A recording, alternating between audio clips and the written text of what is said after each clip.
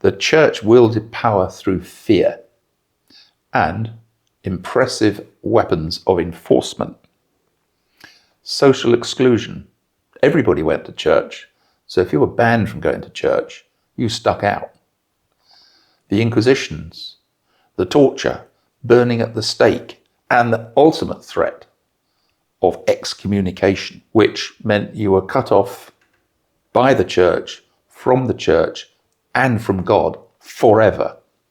You don't pass go, you don't collect 200, you go straight to eternal damnation. And it was often accompanied by accelerated delivery. We'll burn you at the stake to make sure you get there quickly. Jesus didn't teach this. The only person Jesus wanted us to fear is ourself, our thoughts, our actions. Those are what we should fear. Welcome. This is the 18th edition of the Quintology Files. Today, the topic is biblical truth or state propaganda. How to discern the truth. I often encounter people who fiercely react to almost any criticism of the Bible. Reliance on biblical certainty is a strength for many. But few realize the present content of the Bible follows after centuries of government diktat. Today, in Russia, it's a crime punishable by imprisonment to say that the Russian invasion of Ukraine is war. It's not war in Russia. It's a special military operation. Outside Russia, we know the truth. In a very similar way, from the year 381, when Roman jurisprudence was completely recodified, Christian dogma became ecclesiastical law. If you disputed an item of dogma, if you said something against it or different, that was a crime. It was a heresy. And also, the church itself could now punish you. So it wasn't the state punishing you, it was the church punishing you. And the punishment could be severe. It didn't take long, as we covered, I think, in last week's episode. It only took 4 years for the first recorded case where the church executed 5 people. 5 people included Bishop Priscillas from Galicia in northwestern Spain and 4 of his leading churchmen. The reason for the execution was that the bishop and his senior colleagues were Arian. They believed that Jesus was not himself God, that God was monotheistic. But only 60 years earlier, at the Council of Nicaea, 90% of the bishops originally voted the same way for positions espoused by Arius and Eusebius. It was only 10% of the bishops initially that supported the view put forward by Athanasius of a Trinity. However, the Roman emperor had his own view, and he was able to use sticks and carrots to get everybody to vote the way he wanted. You could be declared a heretic, which was not a good move, or you might be given a government stipend or to live in a nice palace. So quite a few people switched sides. Once Christianity was approved by Constantine, killings of Christians must have stopped. Not quite. Sadly, it greatly increased. It has been estimated that more Christians were killed on the orders of the church, not necessarily by the church or by the state authorities. More Christians were killed for their views, which were deemed to be heretical, in the 2 years following the Council of Nicaea than in the entire period between Jesus' departure and the Edict of Milan. Now, if we say Jesus' departure was about 33 or 36, and the Edict of Milan was 313, that edict was when there was a joint emperorship between Lysianus and Constantine. And in 313 it was declared that the practice of Christianity was accepted throughout the Roman Empire. So people weren't being killed after that date for being Christians. But there wasn't a concept of Christian heresy at that point. Now, we learn from mainly Hollywood that the Roman state was a prolific killer of Christians. Most people think, if you lived in a big city and you had your own Colosseum, you could wander down any Saturday afternoon and there'd be a couple of Christians being eaten by lions. That's Hollywood. It's not true. In fact, the Romans kept very detailed records, and two different teams of university researchers have catalogued how many Christians were martyred. The total in nearly 300 years is estimated between 5,500 and 6,000. Now, if you average that out, it was killing somebody. The Roman state required a governor to sign off, the governor of the province or the little part of Italy that you lived in. So that would mean that on average, each governor signed a death warrant for a Christian once every 2 years. So it's not that many, really. Given that there were a few emperors that issued edicts specifically attacking Christians. I'm thinking of Nero because of the burning of Rome, Decius, probably around 220 or something, and Diocletian around 280. So those three edicts alone probably accounted for at least half of, say, the maximum estimate of 6,000 deaths. So for the rest of the time, Christians lived pretty peacefully their entire life, practicing their religion freely anywhere in the Roman Empire. Very different picture from that which we learn. However, things changed dramatically once Christian dogma became law. In those 2 years, it's estimated more than 6,000 people were declared heretic and killed. A very common crime was retaining a book that had been ruled heretical. The concern was that you and your family could then perpetuate that heresy. So possession of a banned book was almost an automatic death sentence. As we shall see, making Jesus into God was a political initiative undertaken mainly during the 4th century AD by the Roman state, which also controlled the Roman Church. Remember, the emperor was Pontifex Maximus, the highest priest. And the Pope, well, he was just the Bishop of Rome. He did what he was told most of the time. How did the Church achieve this change? Armed with the power of the law and authority granted by the state, the Church wielded power through fear and impressive weapons of enforcement. Social exclusion. Everybody went to church, so if you were banned from going to church, you stuck out. The Inquisitions, the torture, burning at the stake, and the ultimate threat of excommunication, which meant you were cut off by the church, from the church, and from God forever. You don't pass go, you don't collect 200, you go straight to eternal damnation. And it was often accompanied by accelerated delivery. We'll burn you at the stake to make sure you get there quickly. Jesus didn't teach this. The only person Jesus wanted us to fear is ourself, our thoughts, our actions. Those are what we should fear. Jesus' effort focused on getting his message across and implored us to follow his teaching. But mostly, we tend to ignore his teaching and just worship him instead. Now, if you met Jesus on the bus and you were chatting with him and you said, well, I go to church every Sunday and I worship you. Personally, I don't think he'd be very impressed. And as his brother, James, said very clearly, faith without actions is dead. Now, as someone who's studied history and the Bible, I find it relatively easy to spot verses that have been altered in biblical texts. Some books of the New Testament show very little traces of alteration. I'm thinking James, Peter, Acts of the Apostles, Paul's epistles. But sadly, the 4 Gospels include verses of dubious authenticity.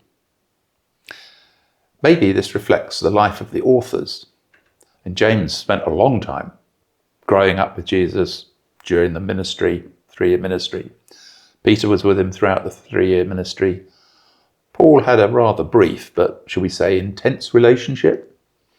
And I think Paul went off the rails a little bit. And we see that in the repeated efforts by James and Peter in particular to rein Paul back in.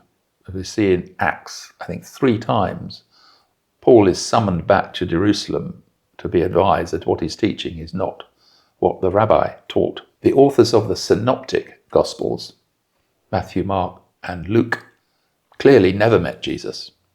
Luke explains in the introduction to his Gospel that he's carefully studied the eyewitness accounts of dozens of people who did meet Jesus. Well, if you think about that, it tells you 2 things. Firstly, Luke was not an eyewitness. It's second-hand. Secondly, what happened to all these dozens of eyewitness accounts? All these documents have been lost. Maybe they were found to contain heretical things, and that was meant they had a fiery ending.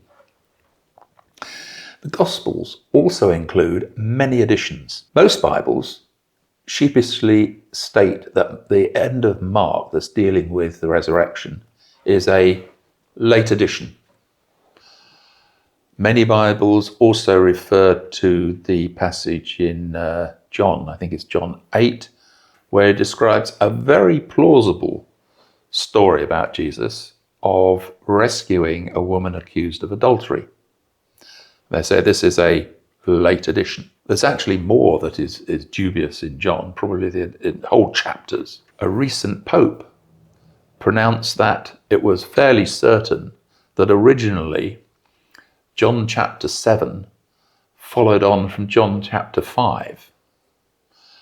He didn't say that they muddled up the sequence, but he was clearly implying that John chapter 6 was another late addition. Also in the Gospel of John, the last 2 chapters dealing with the resurrection, 20 and 21, have for some time been treated by the Catholic Church as not genuine. It's not included in the study guide for the Gospel of John. And again, Cardinal Ratzinger, who became Pope Benedict XV, in his work, he always makes references to John 20 and 21 as the appendix to the Gospel of John. It's a pretty clear, not subtle message.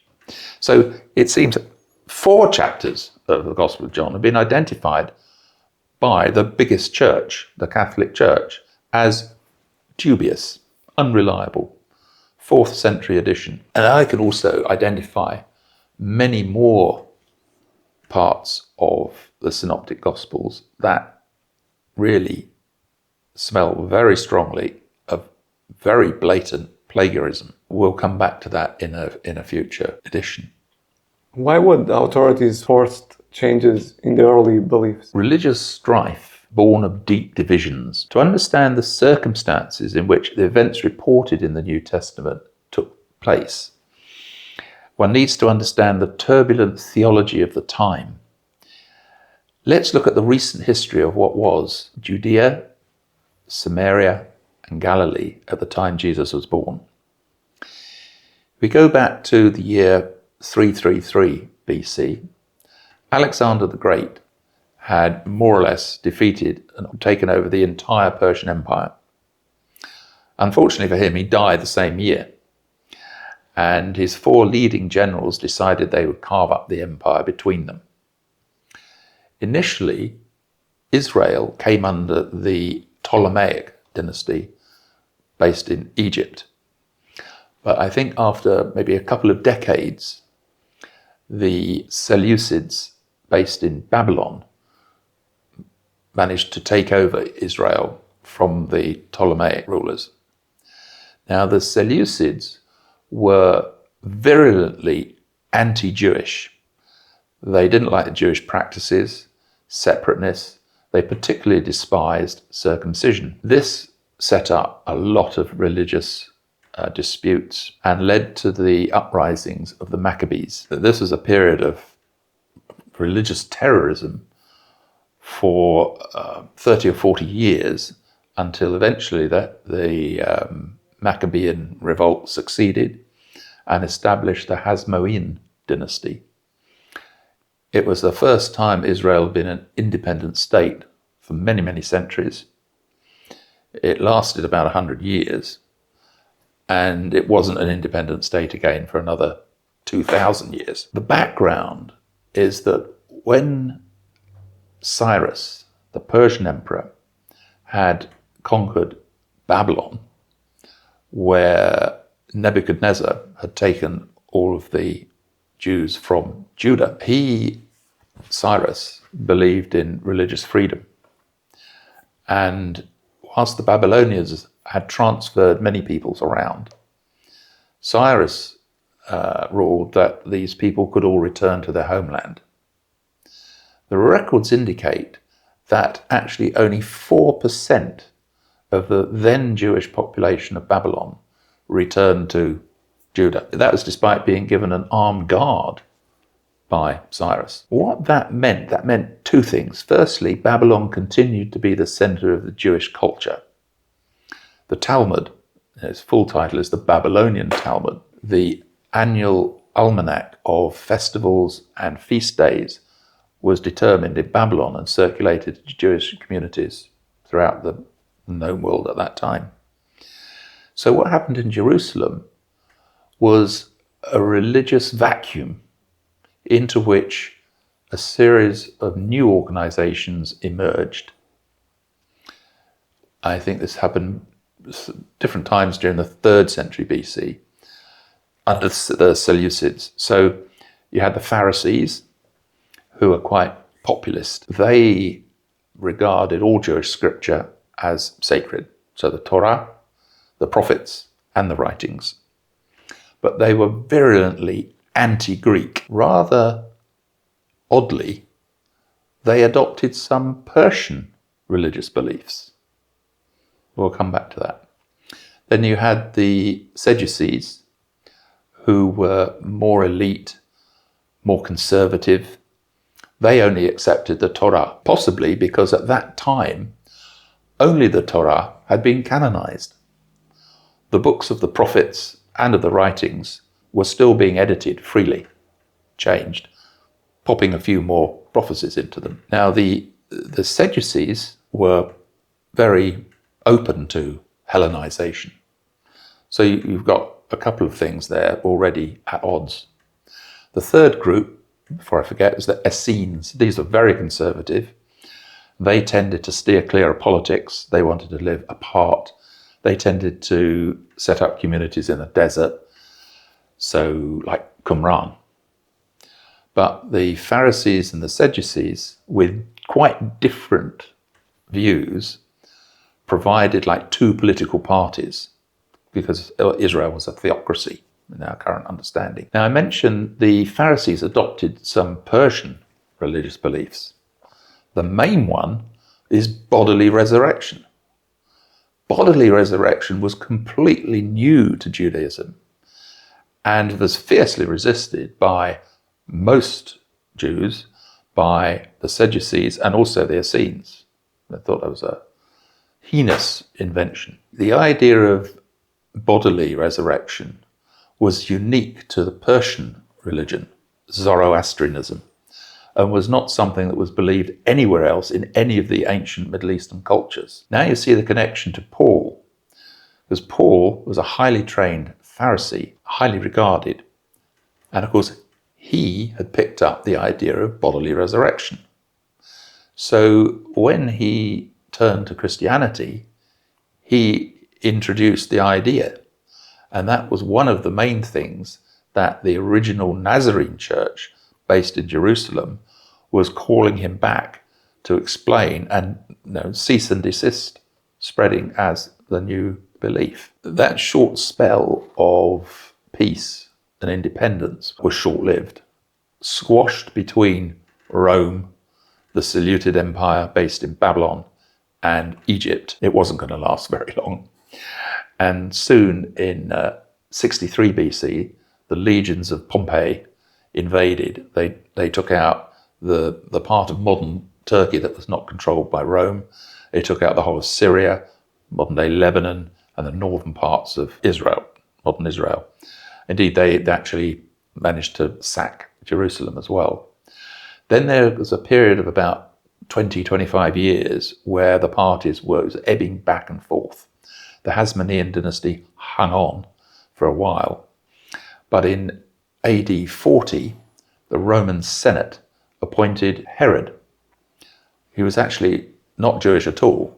They appointed him king of the Jews, but he was an Edomite from the east bank of the Jordan. It took him 3 years with Roman help to actually set himself up in Jerusalem. And he proved to be a very accomplished builder. He was also a very nasty person. He brutally murdered a number of his wives, some of his children, and the majority of his own generals, as well as a few enemies. So the idea that he ordered the killing of a few babies in a small village outside Jerusalem, he wouldn't have given it a second's thought. After Herod died in 4 BC, his what was a Roman protectorate was divided amongst his 3 sons under the Tetrarchy. 2 of them didn't last very long until 6 AD, when they collapsed and were just then under direct Roman rule. This would have been Judah and Samaria, and Jesus would have been about 12 at that time. The 3rd one, Herod Antipas, hung on, ruling Galilee until AD 39, when again that became under direct rule from Rome. So stepping back, when Jesus arrived, he stepped into an environment of bitter religious strife between 2 main opposing camps, promoting Hellenization, accepting Greek culture, which was probably the majority view, and a fiercely anti-Greek standpoint. Different parts of the scripture being accepted as valid by some people than others. Some promoting bodily resurrection, others decrying it as an alien idea. So it was a period of intense strife. But nowadays, most people believe in the resurrection instead of the reincarnation, don't they? I think it's a little complicated. The Pharisees, who had adopted this Persian idea, they went on to provide the foundation for rabbinical Judaism and succeeded in transferring this Persian belief into mainstream Judaism. The belief was reinforced by Maimonides, a very important Jewish philosopher that lived in the 12th century, affectionately known by the name Rambam. And now bodily resurrection is a mainstay of Orthodox Judaism. However, today's Reformed Jews reject bodily resurrection and retain Jesus' innovation that the soul may be resurrected. There's also a strong body of what is called sort of mysticism, the Kabbalah, which teaches in multiple reincarnations of the soul. It's an interesting spread of belief, as I understand it today. In Islam, it's cut and dried.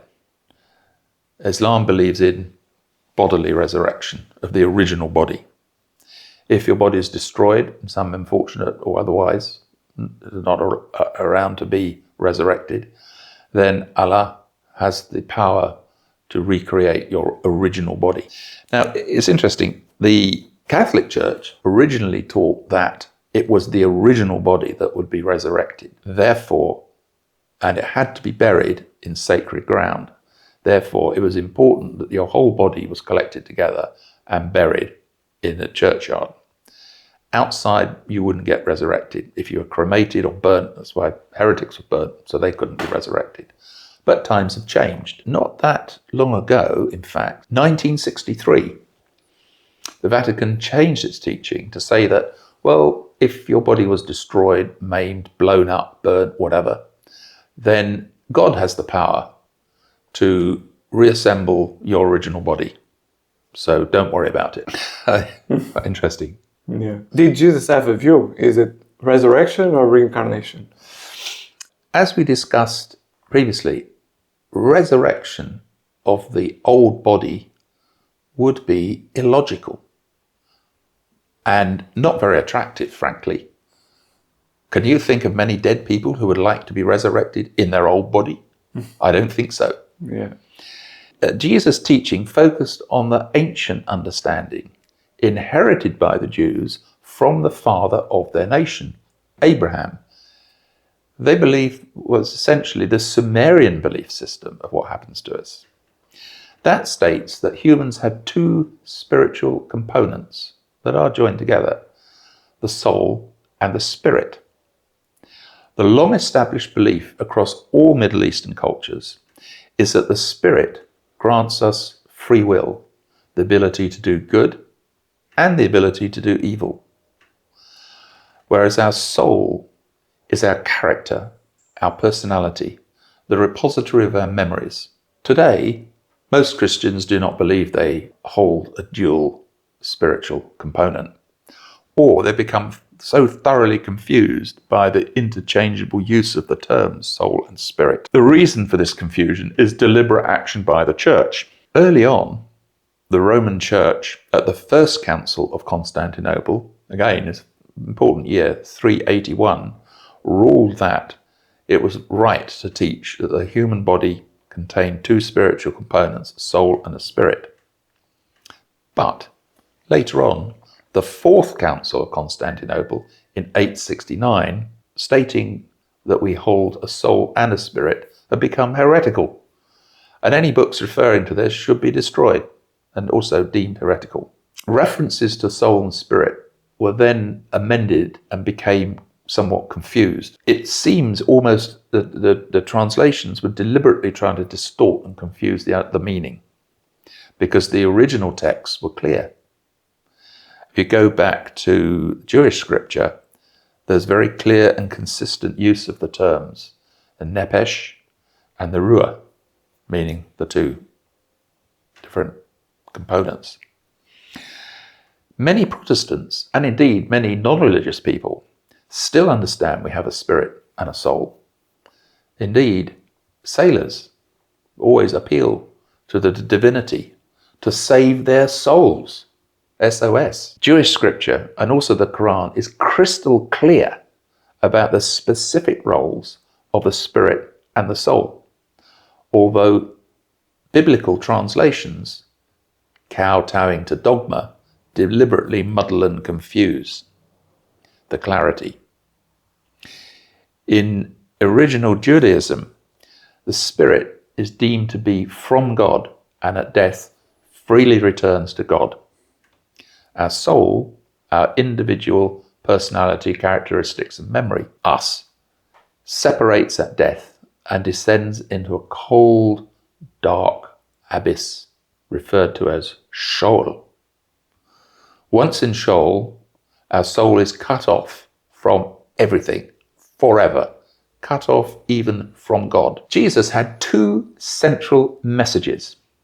He could resurrect souls, not bodies, of the dead, and he taught how, if we follow his teaching, his code for living, we can ourselves act to avoid the second death altogether. This message stunned people. It's big. It's the biggest thing that we'll talk about in this entire series. But really to appreciate the long, suppressed, original message requires many to really understand the way the Bible's been changed and why it is not necessarily what they passionately believe it to be. Let him who has ears come and listen.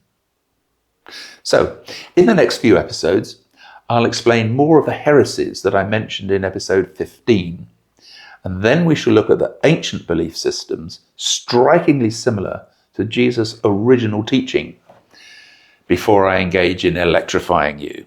So, buckle up, fasten your safety belts, hang on, and stay tuned. Like button. Thank you very much.